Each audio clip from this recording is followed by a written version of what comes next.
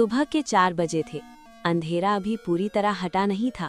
गांव की गलियों में सन्नाटा था, सिर्फ कहीं कहीं मुर्गे की आवाज़ गूंज रही थी। अमिताभ रावत उठ चुका था। कच्चे मकान की छत से टपकती पानी की बूंदें पिछली रात की बारिश की याद दिला रही थी।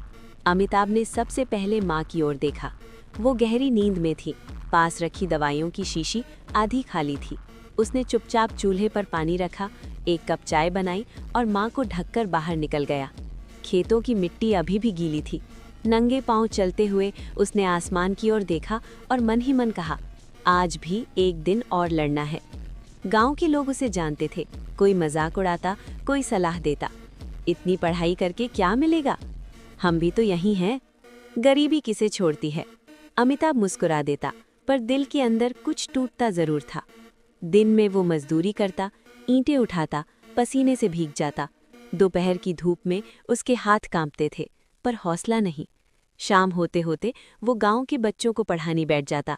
पुरानी स्लेट, घिसी हुई किताबें और बच्चों की चमकती आंखें, यही उसकी छोटी सी दुनिया थी। रात को जब पूरा गांव सो जाता, अमिताभ लालटेन जलाता।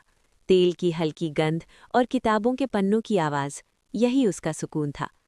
कई रातें ऐसी थीं जब भूख से पेट जलता था, कई रातें ऐसी जब आंखें बंद हो जाती थीं, और कई बार मन पूछता था, क्या सच में इससे कुछ बदलेगा? एक दिन माँ की तबीयत अचानक बिगड़ गई। डॉक्टर ने दवाइयों की लिस्ट थमा दी। अमिताभ की जेब खाली थी। उसने बिना कुछ कहे अपनी किताबें बेच दी।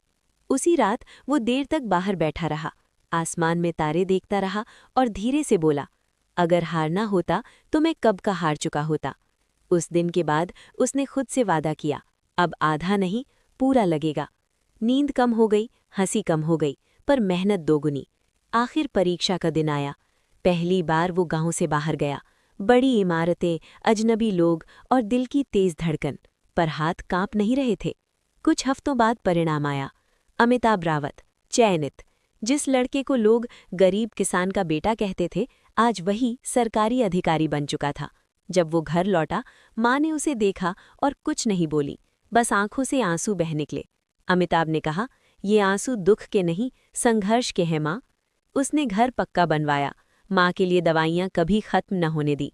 लेकिन खेतों की मिट्टी आज भी उसके हाथों में रहती है, क्योंकि वो जानता था, जो इंसान अपने संघर्ष को याद रखता है, सफलता भी उसे ज़मीन से जुड़ा रखती है।